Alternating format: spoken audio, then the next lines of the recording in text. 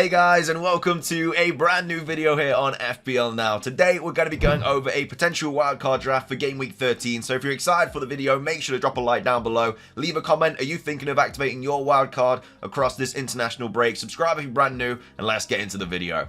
So, starting things off, in goal, we do have Areola and Strakosha. Now, I don't like the fact that I've got Areola in this wildcard draft. It's just, I do not have the funds to upgrade to a better goalkeeper. I've literally only got like 0.2 in the bank, and there's no good goalkeeper that is 4.4. You know, Flecken, you've also got Sanchez as well for Chelsea, who are two okay options, especially with Sanchez's fixtures coming up.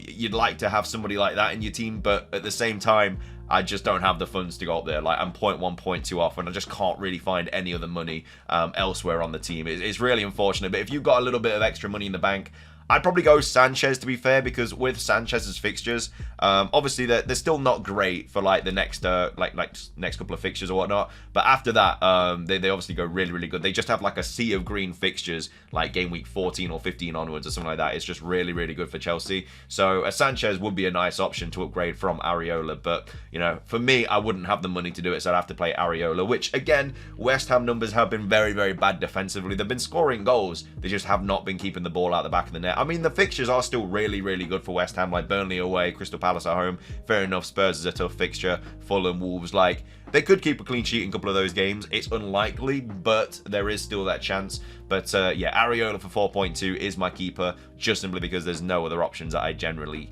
could be bringing in, because I just don't have the funds. But like I say, if you have a bit more money in the bank, then obviously go with a better goalkeeper. But those are the goalkeepers for the wildcard draft. The back line, we have Gabriel, Mark Gay, Lascelles, Mykolenko, and also Kabore. So a very different back line to what you're probably used to seeing against like the template, especially right now. So Gabriel is in there just because of the Arsenal defender. There is always that kind of worry that he might get dropped for a certain game or something. He has been dropped a couple of times this season, obviously, but he still played 90 for the majority of the season. So I would like to go Saliba, obviously, but he's 0.6 more, and that is a lot more. That's a lot of money to put in an Arsenal defender. And Gabriel should be playing every single week, really, especially with them like trying to keep up with the title and stuff. There's not really any other centre-back that I would play over Gabriel right now. Hey, I'm not the Arsenal manager, but Gabriel is definitely one of the best centre-backs at that club. So that's why I've gone Gabriel, but if you have the money for Saliba, then obviously go for Saliba, but 0.6 is a lot of money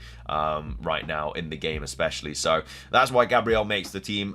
Gay is also in the team as well. 3 nice fixtures coming up before they turn bad, but obviously you can get rid of him when the fixtures change. You could definitely bring in like a Brentford defender or something like that for Mark Gay if you wanted to in a few weeks. But yeah, he is in the team just simply because Crystal Palace do have some nice fixtures coming up, and as well as that, like, they are okay defensively. I know they just conceded a couple to or 3, should I say, to Everton, I believe it was.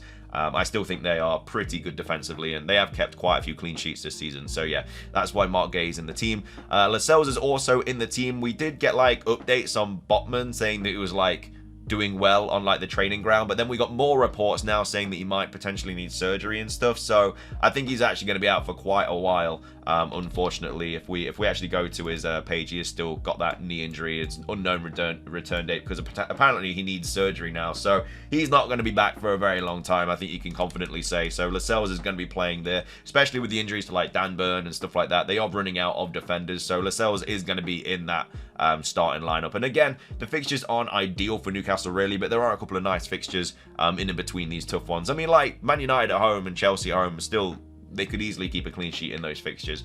But yeah, Lascelles is just in there just because he's cheap. He's going to be playing every single week, and you kind of need the money for elsewhere for this draft that I've currently got. And there's not really been any massive standout defenders so far this season, barring like Trippier and stuff like that, because they just, I don't know what is happening this season, but clean sheets just are a little bit harder to come by. But that's why Lascelles is in the team. I've got Mykolenko as well, which is very against the template. He's 4.4 mil, and the numbers that he's putting up now are really, really good. Like, I'm expecting him to like carry on going big. I know they've got Man United at home next game week, but if you just take a look, I don't know what they've done at Everton, but his stats, like for the last 2 fixtures, like he is getting freedom to go up. Like in that, obviously he's been getting returns like 8 points against West Ham, 11 against Brighton, 9 against Crystal Palace, and that's with them conceding in all of those games barring West Ham. But in the Brighton game, an XG of 0.2, which is not bad for a 4.4 defender. Obviously, the assist potential could have been better. But then against Crystal Palace, an XG of 0.55 and an expected assist of 0.06, he is getting a lot more forward. He's getting into much better positions. And for 4.4 mil, I think it could be a really, really nice differential, especially when, you know, like he is just in and around the points right now. Again, I'd like him in my team if I didn't have other problems to put out. But I think he is a nice little differential. I think he's a nice little option and definitely someone that I would think about bringing in if I was on a wildcard draft. And then Kabore also makes the team as well just because he is a 4 mil defender. Again, the fixtures aren't great. You're going to be benching him every week, really. Yeah, he's just in there just simply because he can get an assist or two every now and again. But that is the back line there. In midfield, this is where all your money's kind of been pumped into. We've got Saka, we've got Salah, we've got Son, we've got Bowen, and we've got Mbeumo. So I really, really, really like this midfield. I think it arguably is the best midfield you could potentially have right now in FPL. Maybe not Saka, to be fair, which is weird to say, but Saka's got pens, Salah's got pens, Son should have pens, and Mbeumo's got pens. So you got 4 out of 5 penalty takers there as well, which is also a massive bonus. I do understand the kind of idea about like Cole Palmer and stuff. Obviously, if you have him instead of Mbeumo, then that gives you a lot of money to kind of pump into your defense, which is fair enough. If you want to go that way, then you very well can do. I just think that with the fixtures that Brentford have got coming up, like Luton, Brighton, Sheffield United, and Villa, really, really nice for Brentford, and his numbers have been really, really good for Mbeumo as well. I know that he'd be playing against your Arsenal defender this week, which isn't necessarily ideal, but after that, obviously, it's really, really useful to have all of these different players in your team. So Mbeumo is in the team for that. I really would want him in game week 14 100%, because after that the fixtures they've got coming up are really, really nice. Bowen's in there as well. He's just been playing really well, returning every week, scoring away and at home now. Even though West Ham aren't necessarily doing great defensively, he is still scoring, and if he was on penalties, he would be an absolute staple in most people's teams as well. But yeah, Bowen, I think, is just a really nice option to have in your team.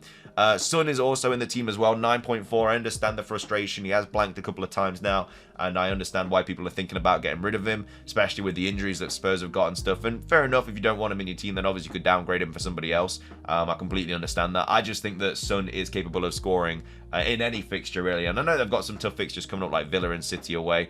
I still think he's capable of scoring in any of those fixtures. And we have seen City leak in goals this season as well. I mean, they just conceded 4 to Chelsea. And I just think that, you know, I just really, really like Son as an option. Salah obviously stays in this draft. He's not going anywhere. I don't really need to talk too much about him. Obviously, he can easily score against City, and then Fulham, Sheffield United, and Crystal Palace, and then Man United. Those are 5 fixtures. Like, there's 3 green fixtures, and then United and City. He loves scoring against those Manchester clubs. And then we've also gone Saka as well. Again, Saka's been very, very underwhelming, really.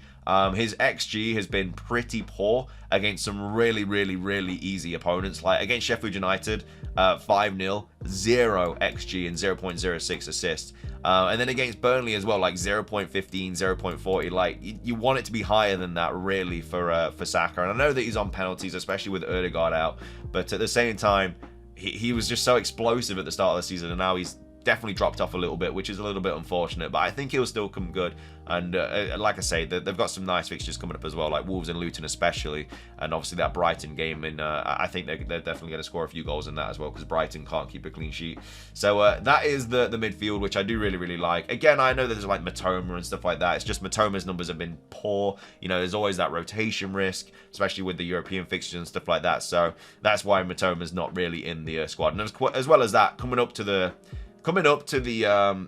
Christmas fixtures and the December fixtures and stuff, where there's going to be so many games in a small amount of time, you need players that are going to be playing every single game. And Mbeumo's not going anywhere. Bowen's not going anywhere. Son's going to play every game. Salah's going to play every game. Saka should be playing every game.